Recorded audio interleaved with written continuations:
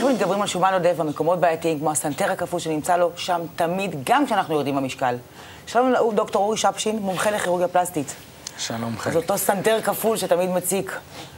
כן, אני רוצה לדבר היום בעצם על אותם אזורים, כפי שהצגת אותם, האזורים שמטרדים אותנו, גם אצל נשים, שהן יכולות להיות נשים רזות, אבל עדיין יש להן מרבצי שומן במקומות בעייתיים, כמו הסנטר, כמו הבטן, כמו הזרועות וכפלי החזייה, הם אזורים שלמרות הרצון שלנו... שגם אם ירדתי במשקל, עדיין נשארו לי כל מיני מקומות שהם לא ברמה שאני רוצה להיראות שם. נכון. אז לצורך כך בעצם יש מכשיר שאני משתמש בו, הוא תוצר של חברה ישראלית, דווקא כחול לבן, ובעצם המכשיר הזה משתמש באנרגיה של גלי רדיו.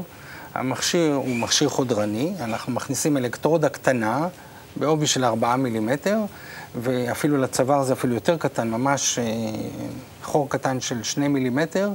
האלקטרודה עצמה מעבירה אנרגיה של גלי רדיו ויוצרת חום. החום בעצם גורם להמסה של השומן, והשומן הזה יוצא אחר כך דרך פיית יניקה בעזרת מכשיר ואקום. זאת אומרת, שאני סובלת מסנטר כפול, כמו חתיכה כזו קטנה שנשארה, זה מצק אותו, זה מה?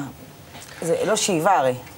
התהליך עצמו הוא תהליך בסיס של המסה ושאיבת שומן. השומן עצמו בעצם יוצא. הוא יוצא מתוך התווך שלו, ועל ידי כך בעצם אנחנו יוצרים איזשהו חלל. את החלל אנחנו רוצים לצמצם למינימום, ועל ידי בעצם חבישת לחץ שאנחנו משתמשים בה לאחר מכן, היא בעצם יוצרת את הצמצום. והדבר הנוסף שאנחנו מקבלים בעצם מתהליך החימום, הוא יצירת בעצם שכבת קולגן חדשה. שכבת הקולגן החדשה הזאת, בזמן ההתהוות שלה והיצירה שלה, יש בעצם התמצקות של האור. התהליך עצמו לוקח זמן, הוא לא... כמה זמן לדוגמה טיפול בזרועות, נגיד, זה כמה טיפולים? התהליך הוא חד פעמי. חד פעמי? זאת אומרת, הפעולה עצמה היא חד פעמית. רמת כאב, זאת אומרת, צריך להיות... היא נעשית בהרדמה כללית או בטשטוש עמוק, תלוי באיזה היקף פעולה אנחנו מבצעים.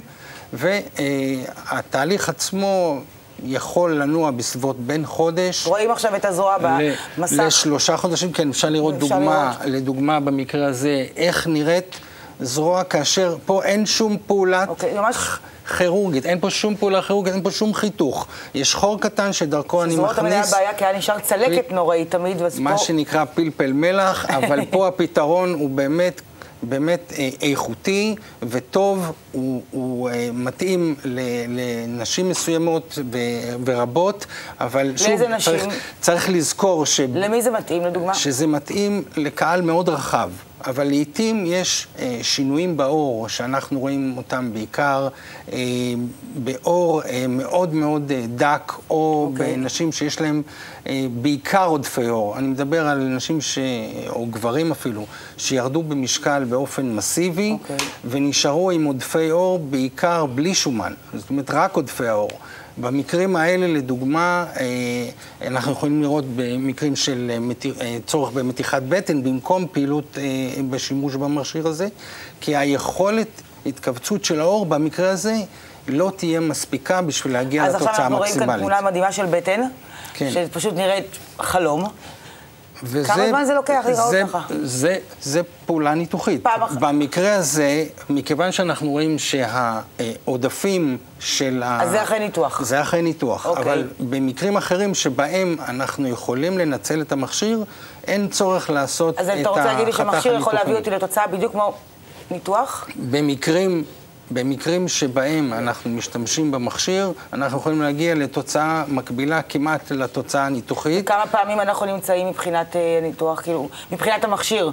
זה פעולה, אתה אומר, של פעם אחת, אז רק שהיא לא פולשנית. פעולה נעשית במסגרת פעולה שאנחנו עושים בחדר ניתוח, הסביבה צריכה להיות שם. יש סכנות? סיכונים יש כמו בכל פעולה. מכיוון שזה נעשה בהרדמה כללית לדוגמה, אז יש את הסכנות של הרדמות כלליות, אבל הן באמת מאוד לא שכיחות.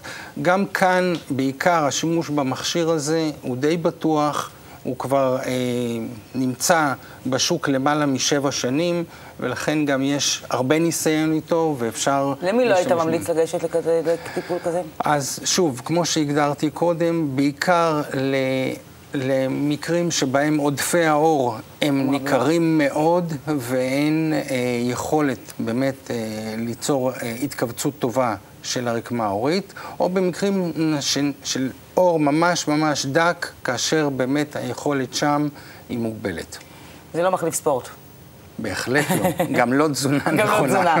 זאת אומרת שגם אם עשינו את הניתוח או את אותו מכשיר, להמשיך לשמור על תזונה, בהחלט. פעילות גופנית תמיד תתרום להיראות טוב יותר. אני דוגל תמיד, וגם מסביר את זה ללקוחות שלי, שהחלק שלי הוא חלק אחד מיני 3 דברים, שכולל תזונה נכונה, פעילות ספורטיבית, וגם התרומה שלי. תודה רבה לך, דוקטור אורי שבז'ין.